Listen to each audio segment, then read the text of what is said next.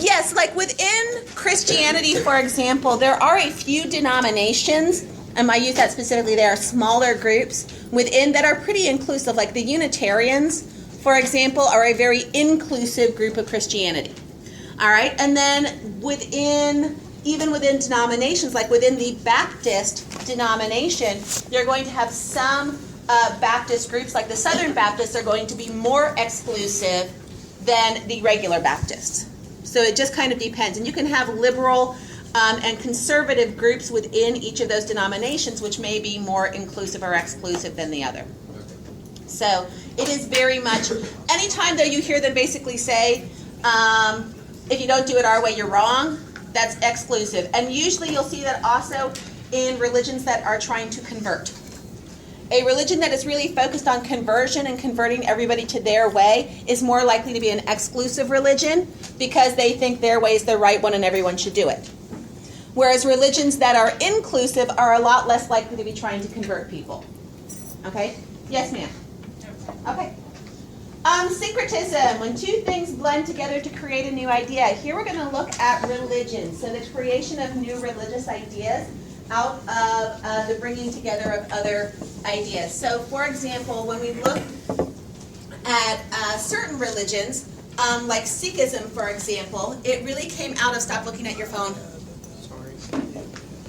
It didn't come out of stop looking at your phone, but it really came out of, what?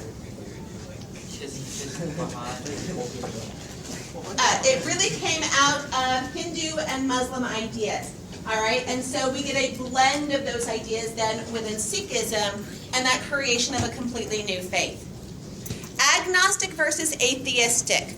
Okay, some people use these interchangeably, but it's really very different. Agnostic means you don't know if there's something out there. You have not made up your mind as to whether or not there is a particular religion you believe in or a particular supernatural being or force or whatever that is actually out there.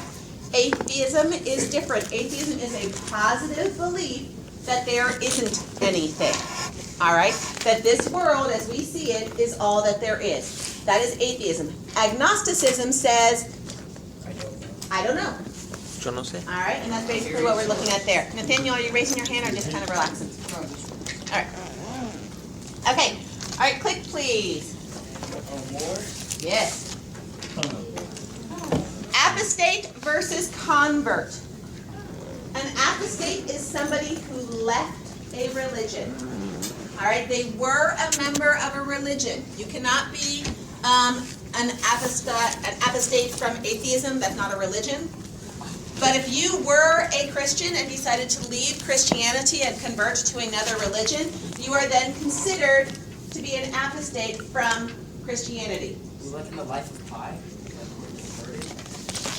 I don't. He was in like 7 religions. Multiple religions, but that's a little bit different. All right, to convert then is to choose a different religion, a religion that you were not raised in, a religion that you did not originally belong to, and you have now chosen that religion. All right? Okay, what's interesting is this is really only for Western religions, our exclusive religions. When we look at our inclusive religions, you didn't really have to leave one to get another one. In fact, especially with our Eastern religions, we tend to see that it is perfectly acceptable to be Confucian and Taoist and Buddhist all at the same time. All right, for the Western world, that seems really weird because of the way that the Western world approaches religion. But in the Eastern world, you don't really worry about conversions and things like that. It's only our exclusive religions that care about conversions and apostasy. Yes, Jada. So would you be an apostate or apostate? Apostate? Apostate?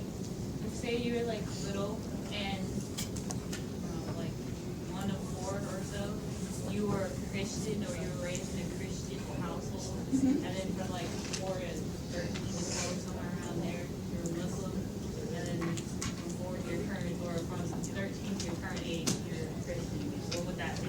Okay, so the question is whether you as an individual made a choice to join or to leave a particular religion. If it just had to do with you being surrounded by a particular religion, being surrounded by its ceremonies, etc., that's different, unless you have individually made that choice.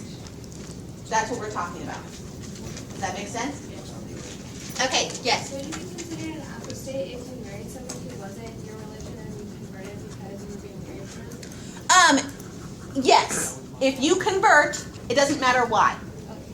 All right, if you leave your religion to become another religion, you have converted, and it doesn't matter why. Although, like I said, if it's our Eastern religions, they don't really care so much.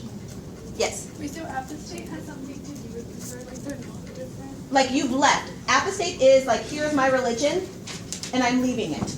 I am now apostate from my religion. I could become an atheist or an agnostic, or I could convert to another religion, and now I have converted to this religion, but I'm still an apostate from my original religion. So to convert, you have to be an atheist? No. You could have been an atheist. Okay, but like if you're going from another religion? Yes. Then you are both an apostate and a convert. Yes. People who believe in like more than one religion, like we mentioned last time, so like would he be considered an agnostic? It kind of depends. I actually haven't read Life of Pi, so I don't know for sure. But I haven't done that either yet. So, and since I can't do that in the next 2 minutes before I answer your question, it kind of depends. If he was a member of exclusive religion, and he had believed in an exclusive religion, then he might be an apostate because those exclusive religions by their nature say you can't believe in other religions. All right? If he was a member of a more inclusive religion, then maybe not. Does that make sense? He might be fine. It wouldn't matter in terms of being an apostate or convert. He just gained new ideas. Okay, dogma, blasphemy, heresy, infidel, and heathen. All right, so dogma is simply the accepted word of the religion, the accepted rules, the accepted beliefs of the religion. And this may vary pretty widely, even within a religion. All right, that you may have different levels of dogma depending on which particular part of that religion that you belong to. So if you are a Methodist, your dogma might be slightly different than if you were a Baptist. All right? There will be a lot of things in common, but there might be some differences, okay? And so all that is the accepted beliefs and traditions. All of that other stuff is going against the dogma. So blasphemy is speaking against the dogma. All right? It is, if you blaspheme, you have spoken against the dogma of your religion. Heresy is an action against the dogma of your religion. So if you are a heretic, you have committed an action against the dogma of your religion. An infidel or a heathen is for our exclusive religions, somebody who doesn't believe in your religion. An infidel or a heathen, like here I am in my little exclusive religion, and you are all out of my little exclusive religion, and so I will call all of you infidels, because you do not believe in my little exclusive religion. All right? That's what an infidel is. Or a heathen, the same way. So if you hear someone referring to infidels and heathens, they're just saying they don't believe in that particular exclusive religion. Yes, sir? Absolutely. Because if you have a theocracy, I know what that is. a theocracy government led by the religion or by a religious authority, all right, or in support of a particular religion, and you commit a crime against the dogma of the religion, you are probably also committing a crime against the state. That is the danger of a theocracy, is crimes against the religion equal crimes against the state and can equal punishments from the state for a crime against the religion. Which King Louis? King Louis VIII? You mean King Henry VIII? When he accused like many people, they were switching. Okay, well, Henry VIII was accused of being a heretic against Catholicism because he stopped being Catholic in order to give himself a divorce to marry his new wife. All right? Yes? What if you went against one part of your one belief in your religion? You still It depends on your particular religion. All right? Some religions are exclusive enough that they would say no, and some are more inclusive and they would say yes. It kind of depends on your part. Extremely important days. When we look at when they marked particular passages of the year, very particular holy days, and you'll see that in a lot of religions that even if their holy day is not specifically on the solstice or the equinox, it is very, very close. For example, Christmas. All right, Christmas was chosen to be a holiday for Christians in about 300 CE, and they put it near the winter solstice because they figured that was a good way that they could keep their new converts from going back to their pagan celebrations. All right, so they put it close to that winter solstice, but not exactly on it because they didn't want it to then become a pagan holiday. All right, so that's one of the things we can see in a lot of religions. Okay, morals versus ethics. Morals and ethics are the same thing. They are guides to behavior. They are things that tell you what is right and wrong. But morals come from religion. It is a moral reason why you should do something. It is done to achieve either spiritual goodness or because your religion says that you should do it, whereas ethics are simply a guide to right and wrong that comes from society or philosophy. All right, that is the only way these things differ.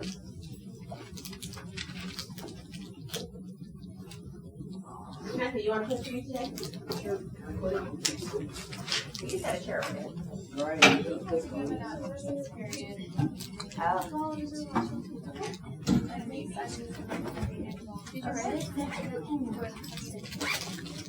needed to use that chair.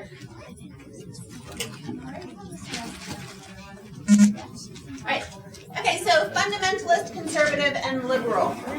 All right, so very simply, a fundamentalist is someone who believes that the written texts of their religion are completely true exactly the way that they are written. That there is no interpretation. This is the way it is. All right, if it said that the world was created 6,000 years ago, that is exactly when the world was created. All right, and any evidence that shows up to the contrary, like fossils or anything like that we related to earlier, are simply mistaken.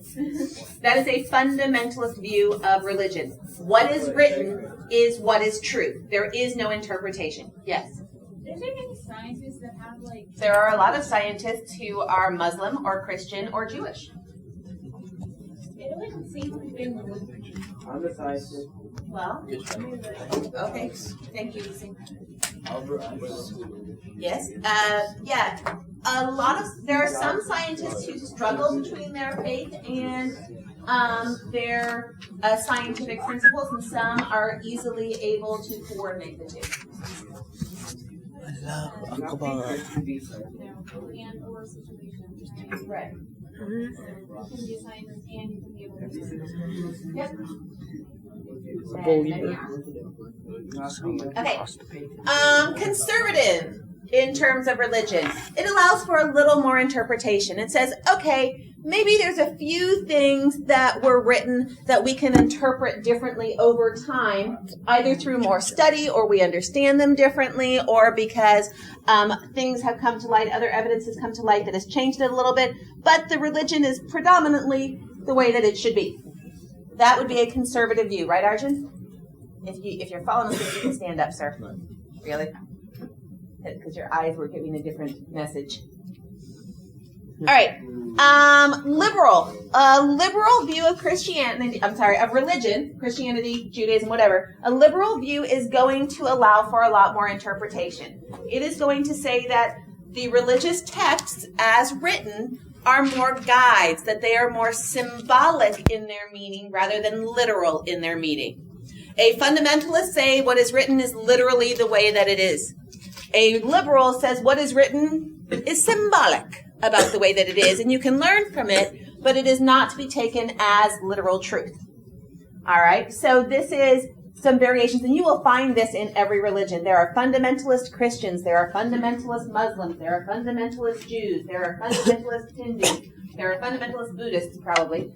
But there are liberals in all of these religions, and there are conservatives in all of these religions too. And so there's a wide variation within religions on how people interpret their particular religion. including even within denominations. If you get down to like a Christian denomination and you look at, say, the Baptists, for example, there is a wide variation in the way that different Baptists interpret their religious texts. And so you'll see again within the Baptists, there may be fundamentalist Baptists and liberal Baptists.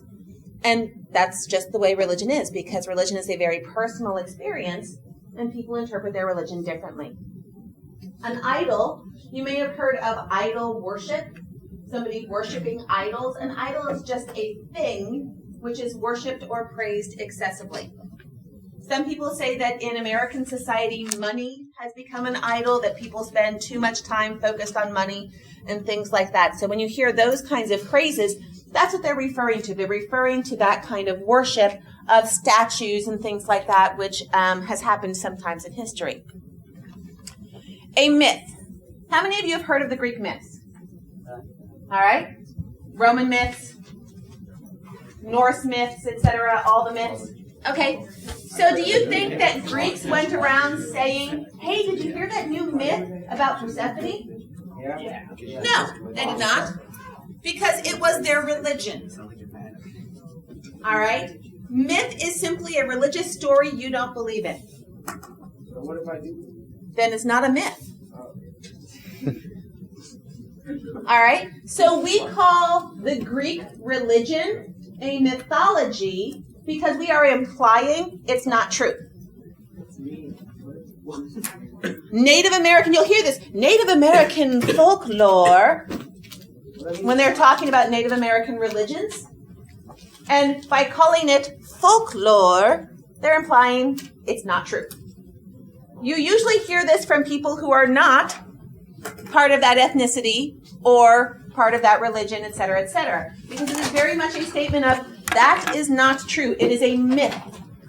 It is something they created so they could understand the world. You know, kind of like every other religion in the world. All right? To somebody who doesn't believe in it, yes. All right, yeah, I heard you. You're not part of the Bible. All right, but he said everything is a myth. Yes, it is. Every religion is a myth to the people who don't believe in it. But is it ever a myth religiously practiced? No, because myth means not true. I get you. Okay. Get you.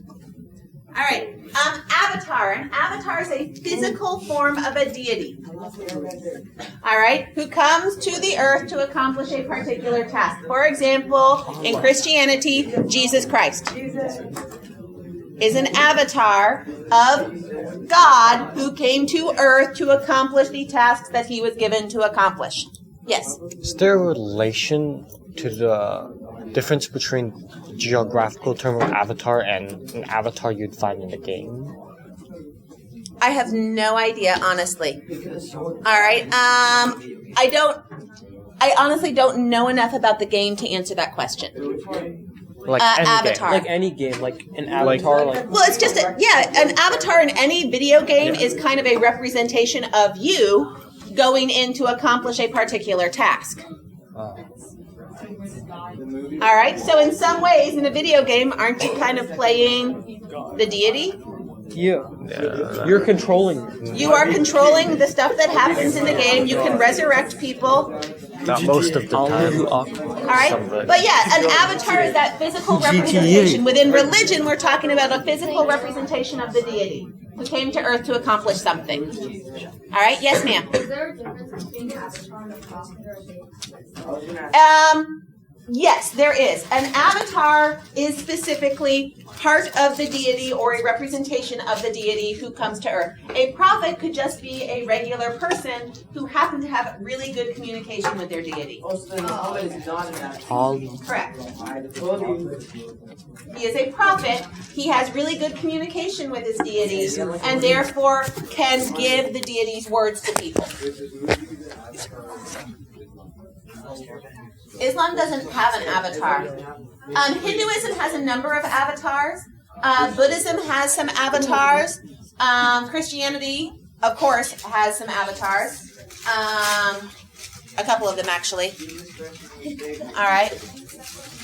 And you see it in, like, Native American religions where you'll have, the coyote or something like that as the physical representation coming in. So in animistic religions, you will often have avatars.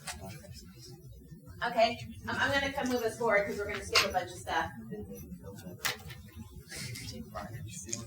Although Hinduism is the world's oldest religion, we're going to skip ahead to our Western religions.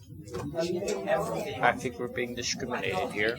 My Hinduism brings on And start with Judaism. Oh my god.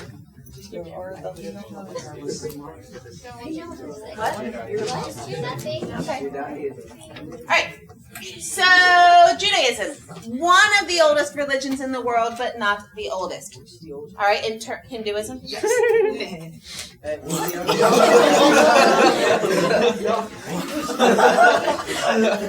Alright, Ryan. Okay. That ain't me. Never mind, I'm just going to let that whole thing go. Okay, Judaism, and what we're seeing with Judaism is actually the foundation of 3 different religions. And these are going to be called our Abrahamic religions, of which Judaism is the earliest. And why are they all called Abrahamic religions? Because of Founder. Abraham, Okay. all right, who is considered the founder of Judaism. In Jerusalem. All right, so Abraham is considered the founder of Judaism, and hence Judaism, Christianity, and Islam are often called Abrahamic religions because of that foundation. Yes, sir. Do they all start in the same place? Yes. Well, no, not in Jerusalem. No. It's not like the center of the. That is a sacred site for 3 religions. Yeah. It is not the only sacred site, and it is not where they all began. Okay. Date around the 20th century BCE. We don't know for sure, of course, because historical dating at that time is kind of sketchy. So this is really kind of our best interpretation of it. And world area, the Fertile Crescent. Today, Israel, of course, Judaism is the official religion of Israel. And it is also strong in the United States. It used to be strong in Europe, but 2 things kind of pushed it out of Europe. What 2 things? England? Immigration. No, JK. Environment. Let's try World War II The Nazis. and the Holocaust. All right. So the Holocaust, a big thing, and at the same time as the Holocaust, starting earlier than the Holocaust and continuing kind of through it, we do have in Eastern Europe, under the control of Russia, pogroms against the Jewish people, which were kind of like our ethnic cleansing. So they were not as genocidal as Hitler's Holocaust was, but they were kicking people out and removing them from the area. So those are kind of the 2 big things in modern history that have really pushed the Jewish religion out of Europe, although you will still see it in some areas. But probably the United States and Israel are the 2 places with the largest concentration of the Jewish faith today. Yes. I'm sorry, is that why it was pushed out of Europe? The pogroms in Eastern Europe, which were basically ethnic cleansing, and then the Holocaust. All right, now, Jewish people had been persecuted in Europe for centuries prior to the Holocaust. I'm sure you guys, when you studied the Holocaust previously, looked at that. Yes? Yes. We've never studied. Didn't you study the Holocaust in like So you 7th grade? Really heavily? 8th grade? Okay, never mind. I didn't. All right, anyhow, let me fill that in then, since apparently you didn't study it. They used to do like a big Holocaust unit. 5th grade. I think I was exempt because I got nightmares. 6th grade? Yeah, 7th grade was Texas history and Okay. Early U.S.? 6th grade then, so it's just been a while. Okay, so when we look, going back to the Crusades, someone mentioned the Crusades, yes. During the Crusades, Europe becomes a lot more intolerant of other faiths, and so Jewish people are targeted then. In medieval Europe, that's when we see the creation of our first Jewish ghettos in European cities. Why are you laughing at that? I don't know. And then we see also during the Inquisition, in the late medieval period and early Renaissance period, the Inquisition also targets people of other faiths, people who are not Catholic, and so Jewish people are also targeted in that, where they are forced either to convert or to put their phones away. Yeah, put your phone away. You too.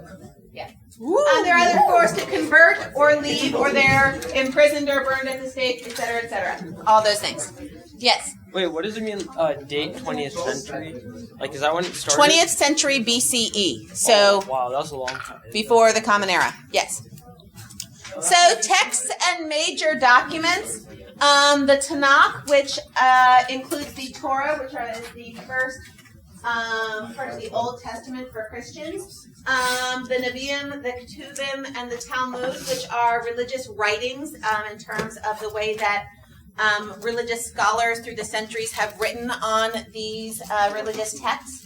These are their major documents. Their branches, Orthodox. Orthodox would be kind of the fundamentalist Jewish people in terms of they are going to interpret the religious rules and laws most strictly.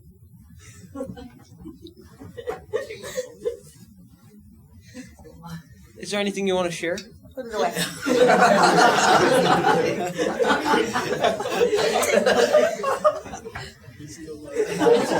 You're not even touching it. Except for those times at the beginning of my lecture where you were. You got me there. That's what I did. Okay, conservative. Conservative would kind of be, well, the conservative branch of Judaism. They are going to be a little bit more liberal in their interpretation of certain things, but they are still going to be pretty conservative on things. So Orthodox and conservative, both of these groups are going to see Judaism as an ethnic religion. And are going to not want converts. Part of this comes out of during medieval Europe, they were not allowed to convert people, and in fact, if they did convert anybody to Judaism, there was a likelihood that there would be an uprising against them, and they could get kicked out of wherever they lived. So they really kind of were anti-converts for most of their history for that reason. The Reform branch of Judaism is the liberal branch. They will accept converts to Judaism, and they are going to interpret things like the kosher laws and things like that much more liberally. Okay, click please. Okay, yes. Thank you. Yes. He's like the kosher, like. Okay, so kosher in the Jewish faith has to do with the ritual and spiritual cleanliness of food. So it has to be prepared in specific ways and eaten in specific ways to be considered pure and clean.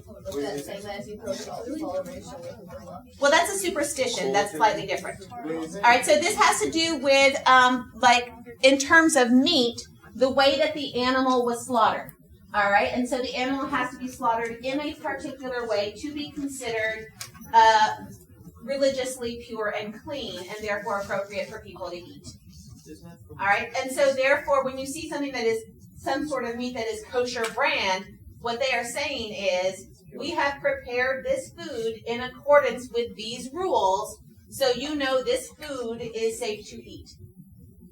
That's what that kosher brand means. Yes.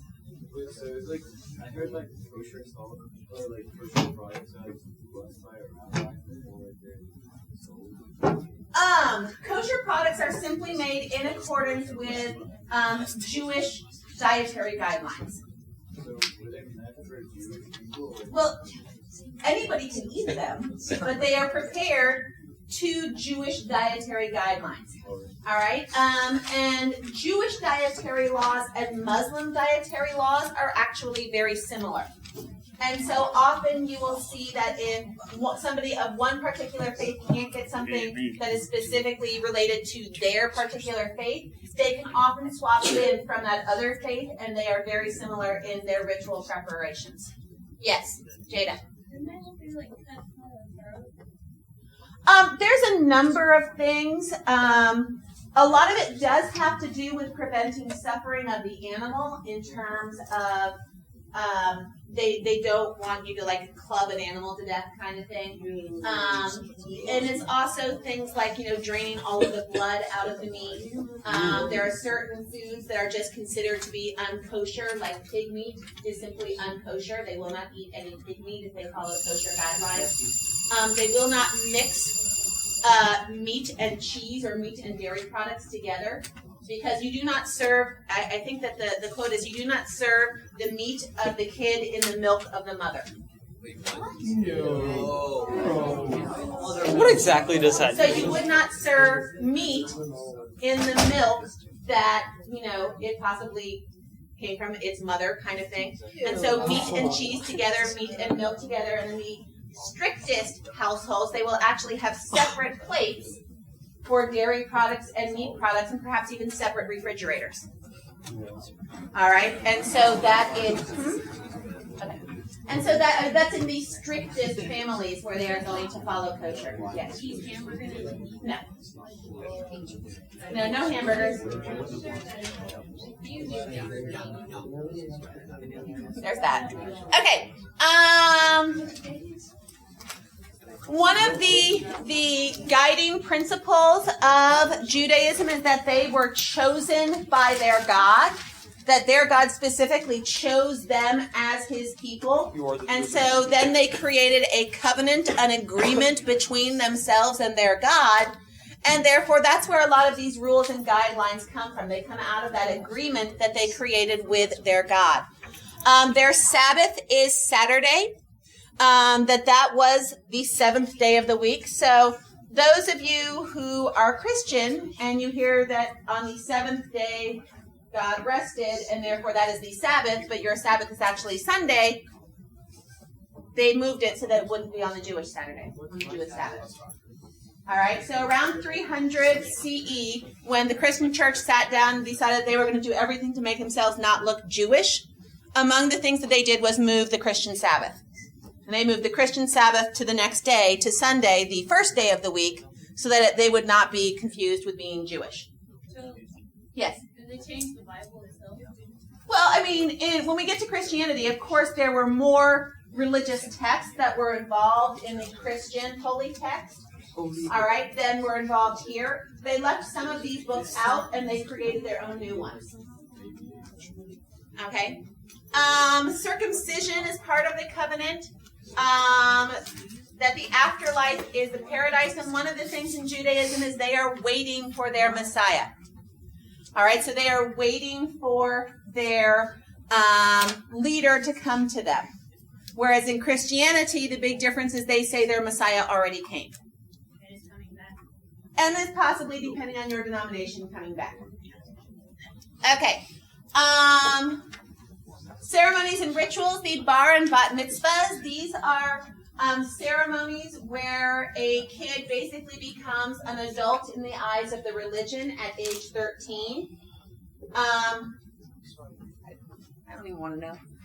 All right, and so it does not mean they are adults in the eyes of the law, but in the eyes of the religion and in terms of their religious responsibilities, they are now considered to be adult. Like a quinceañera. That would be a completely different religion, but it is similar. Yes, it is a Catholic, Hispanic ceremony. Yes. It's kind of their coming out party in the way that you used to have a coming out party for young women when they reached marriageable age. That's kind of what a quinceañera is. Okay. All right. Holidays center on historical events. So places where The Jewish people had great victories or great tragedies, things like that. That's where their religious holidays come from. Okay, click please.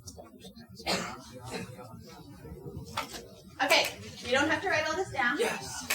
So, Is this the going to be on my menorah PIS? is a 9-candle lamp.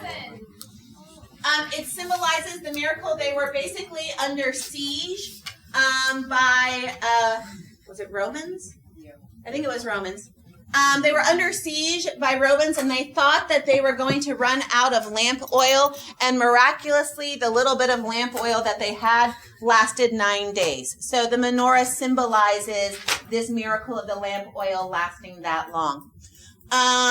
In all honesty, Hanukkah is not actually a major holiday in the Jewish religious tradition. It is only given more precedence in American society because of Christmas and the extreme focus we have on those holidays in December. All right. Rosh Hashanah, Yom Kippur, and Passover are the big holidays of the Jewish year. Okay, the Star of David. This is what we tend to look at as being kind of the predominant Jewish symbol, but in all reality, it's a fairly new one. All right, it came out of Zionist movements in the 1800s where they were looking at trying to create a new Jewish state. And then, of course, was misappropriated by Hitler as labeling Jewish people during his Holocaust. Yes. Who's David? King David. King David, one of the multiple kings of Israel. Oh, right. All right. You will see sometimes in Jewish homes, right at the door frame of the Jewish home, a little mezuzah, which is a little case right next to the front door that holds a prayer in it and a blessing for the house. And so you will see often people walking in and they will touch the little mezuzah as they go in and out of the house. Yes? If King David was one of the kings of Israel. so then who's the king of Jerusalem? Jerusalem? Yeah. Jerusalem was simply part of Israel. Yes. Okay. All right, click please. This is in Jerusalem. I think this is the site of the second temple. I don't remember. All right, click please. This is a synagogue in Europe. Click please. All right, Christianity. Okay, like Judaism, it formed in the Fertile Crescent, and it grew specifically out of Judaism. In fact, all of our first Christians were Jews. All right, and Christianity is actually just considered a sect of Judaism until around 300 CE, when they start to convert non-Jews to Christianity. And then they start bringing in new traditions, and they start trying to make Christianity look different from Judaism. But up till about then, it's really just another Jewish sect. The founder is Jesus of Nazareth, although in reality it is his followers who kind of create the religion after his death.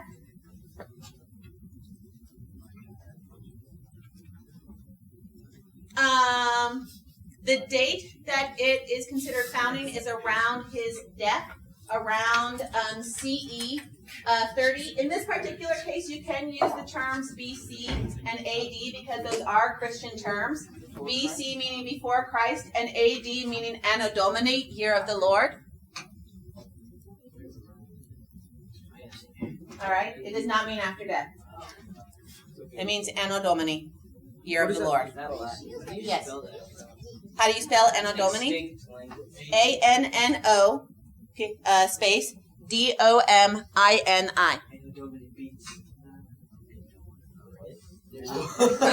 You're alone. Whatever you just did, you're by yourself. Okay. The world area, as we saw on our map, the world area where Christianity is prevalent today, North and South America, Europe. All right, these are all areas, a lot of Eastern Europe as well. Eastern Europe and Northern Asia in the area controlled by Russia. These are all areas that Christianity, or one of the branches of Christianity, is very strongly dominant. Their texts and major documents, the Bible is the biggest of them. including the Old and New Testaments. Some denominations have different numbers of books in their Bible. Some use different translations of the Bible, etc., etc.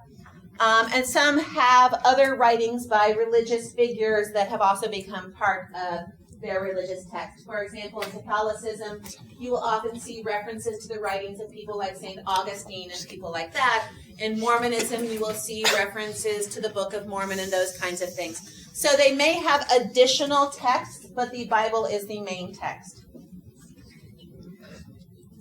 Our three branches are Catholic, that was the first. And then basically Catholic and Eastern Orthodox split off from one another, basically in a dispute over who got to control the church, whether it was the patriarch or the pope. The patriarch is the person now in charge of the Eastern Orthodox Church. The pope is in charge of Catholicism. Later on, Protestantism split off from Catholicism as well, again, basically over control by the pope. All right? And whether or not the Pope got to control all of Christianity. Yes? So the Pope does not control Catholic?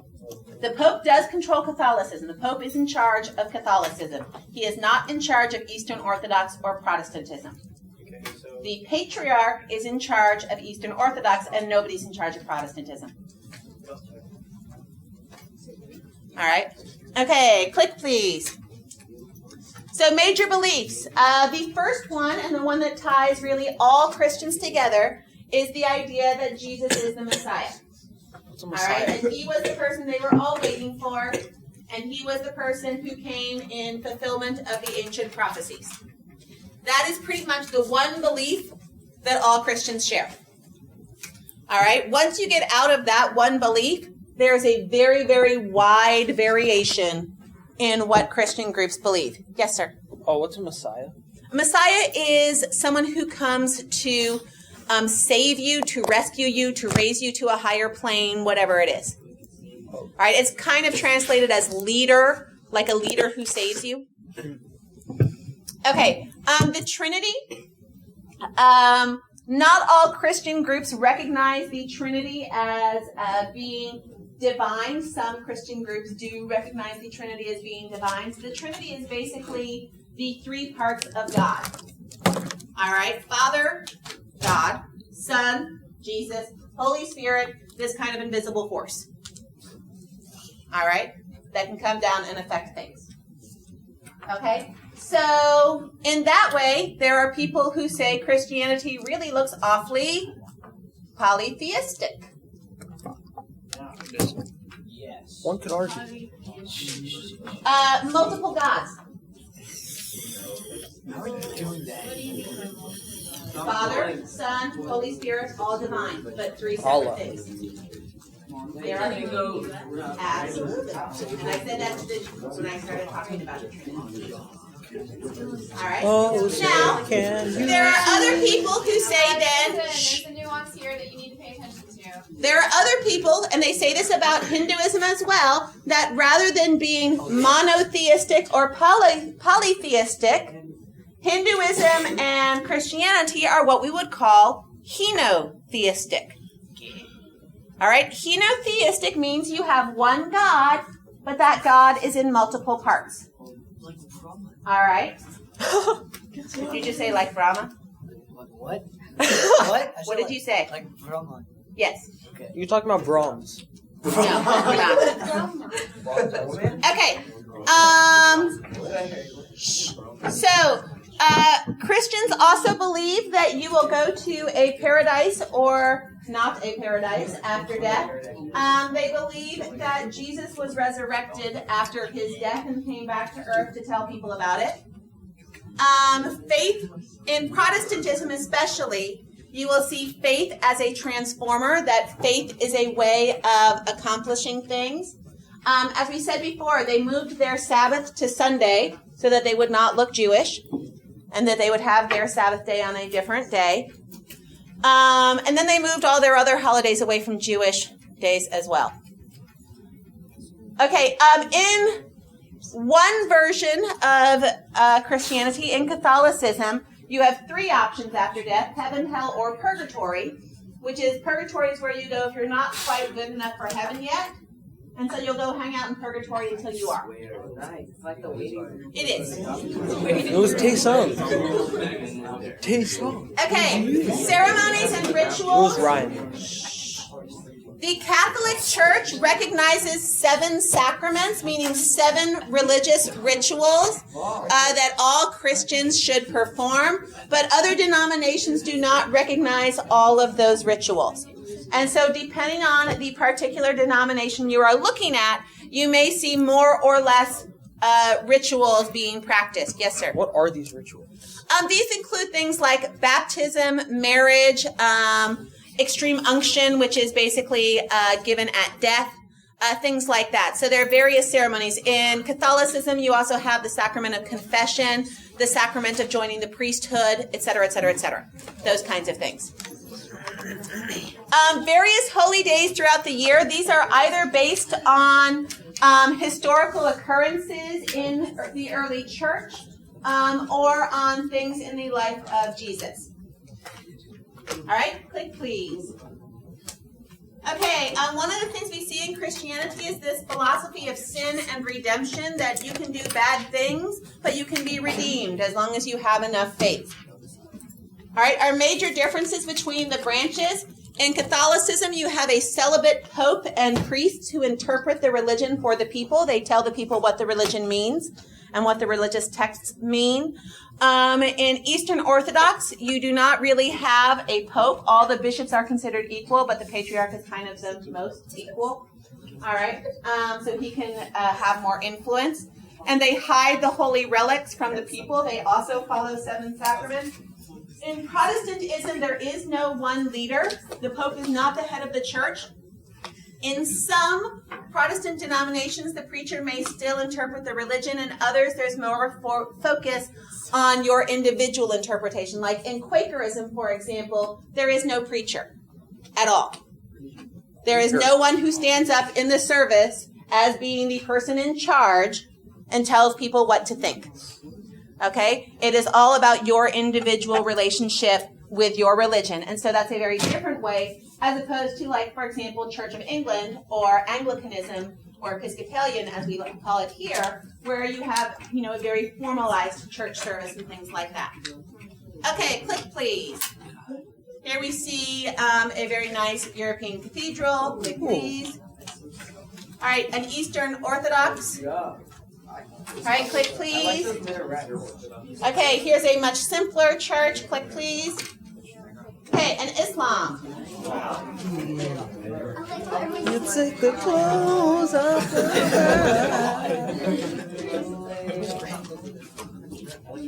Okay. Fahad. Notice this also began in the Fertile Crescent. All right, and it really comes out of the traditions that are already in that location, both from Christianity and from Judaism. Although under Islamic tradition, Muhammad is the last prophet, and he has the most full message from God, and therefore he is the one who has fully revealed what God's plan for his people were. But we do tend to see then all 3 of these religions get lumped in together.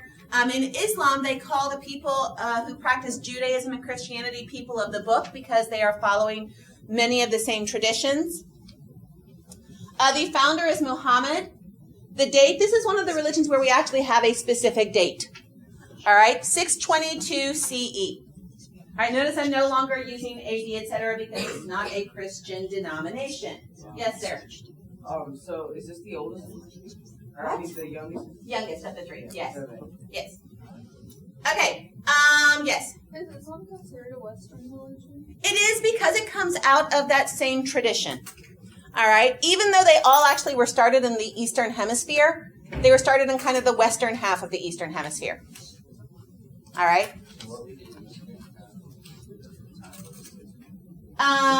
There we're going to look at more of our Chinese and South Asian religions. Okay, so today it is dominant in Southwest and Central Asia, Northern Africa, Indonesia, and the northern part of South Asia. All right, texts and major documents, the Quran, of course, which are the written down versions of what Muhammad had said. The Hadith, which are sayings that relate to the religion. The revelation. Hmm? He had a revelation. Yes, he did. Yes. The Quran is based on. Yes. All right. And also, in large part, kind of a historical accounting of the early years of Islam. And so not just his revelation, but also the things he continued to say about Islam later. Yes, ma'am. Okay. I don't want to seem to be rude, but like I want to correct you. Absolutely. You said like the Quran is what Prophet Muhammad said, but like it was like brought down from God, and then he learned it, and then he taught it to them. Yes. What I did not mean to imply that it was coming from him. It came from his revelation and his communication with his God. Is that a better way for me to say that? Yes. Okay. I apologize. Okay. Okay. Branches, Sunni, Shia, Sufi. All right. The two dominant branches in here are Sunni and Shia. Why were some pronunciations like Shia and then some were like Shiite? The branch itself is called Shia. People who follow it are called Shiite. Does that help? Okay. But Sunni is kind of the same regardless. All right. And Sufi are the mystics of the faith. They are a much smaller number. And you will often see that kind of like our Eastern religions, you will see people kind of be both Sunni and Sufi or Shia and Sufi together. Okay, click please. Okay, major beliefs, the 5 pillars of Islam. All right, this is a strictly monotheistic faith. They're unlike in Christianity, where you have saints in some denominations and where you have people who can intercede with the divine, or the 3 parts of the divine if you believe in the Trinity as a Christian. Islam is very strictly monotheistic.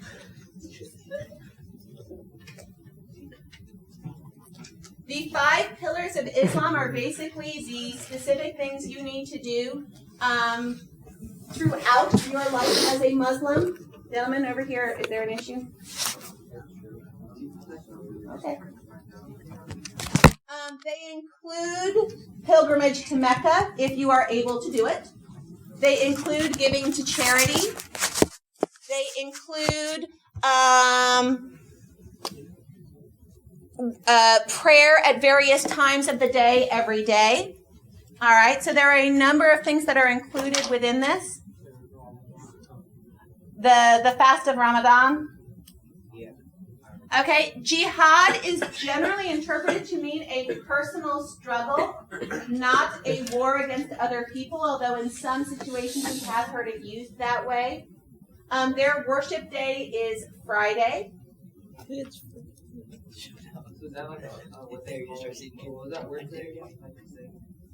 Sabbath? Sabbath, is that I don't believe that they use the term Sabbath. I don't know. You guys know? Is that a term you're familiar with?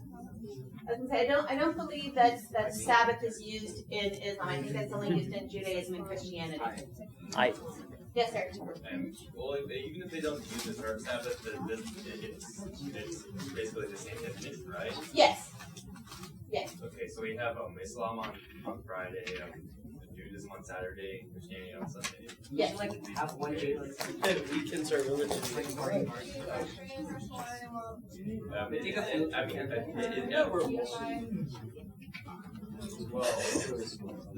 Or why they don't have the same day? Yes, that is It's Friday. Alright. Okay, ceremonies and rituals. Most of the ceremonies and rituals per year come out of anniversaries and particular occurrences during the life of Muhammad. Yes, sir. Yes. Yes. I believe so. Fatima?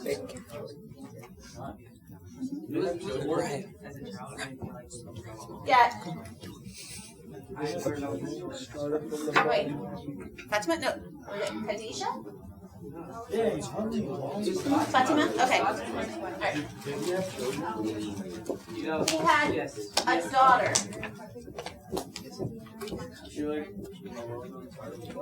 Yes.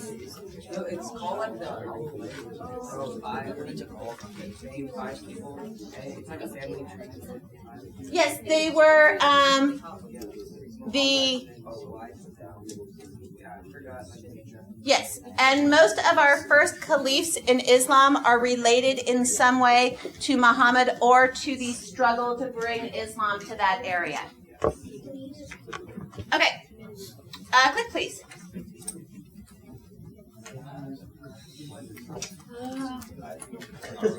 Okay, don't. You didn't have to write this down. Just like on the other pages. Are these going to be on my page? The religions that I don't cover in class are. Okay. Okay, so this is looking on the right-hand side. You can kind of see where Islam, Judaism, and Christianity differ. So Judaism is kind of going to stop with their prophets here with Solomon. Christianity is going to bring in the prophet of Jesus. All right, whereas over here we are going to see Islam is going to go to Ishmael and then to Muhammad as the final and most correct prophet.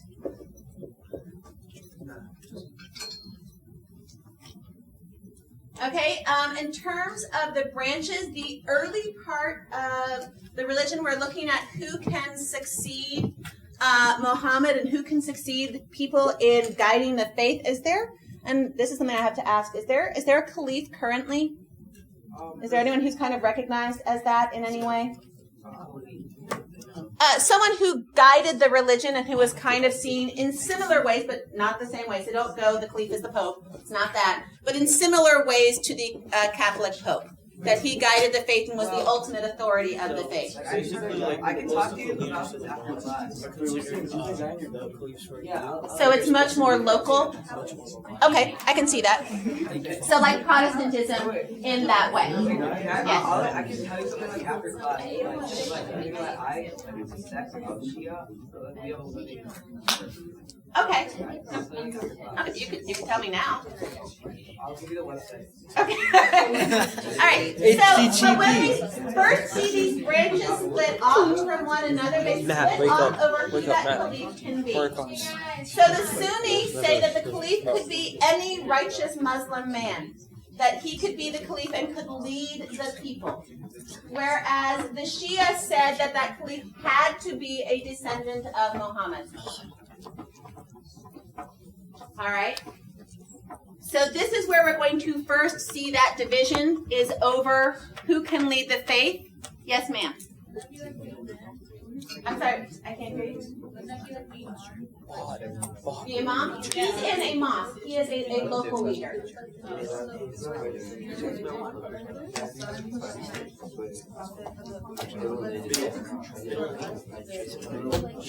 Okay, so within Shia, you do still have not that they are acting as a caliph, but they are the idea of the caliph. Like they're the ones who showed So it's still the descendants of Muhammad who should be the caliph, whether they are recognized that way by other people or not. Okay. I get that. All right. Any questions over these three religions?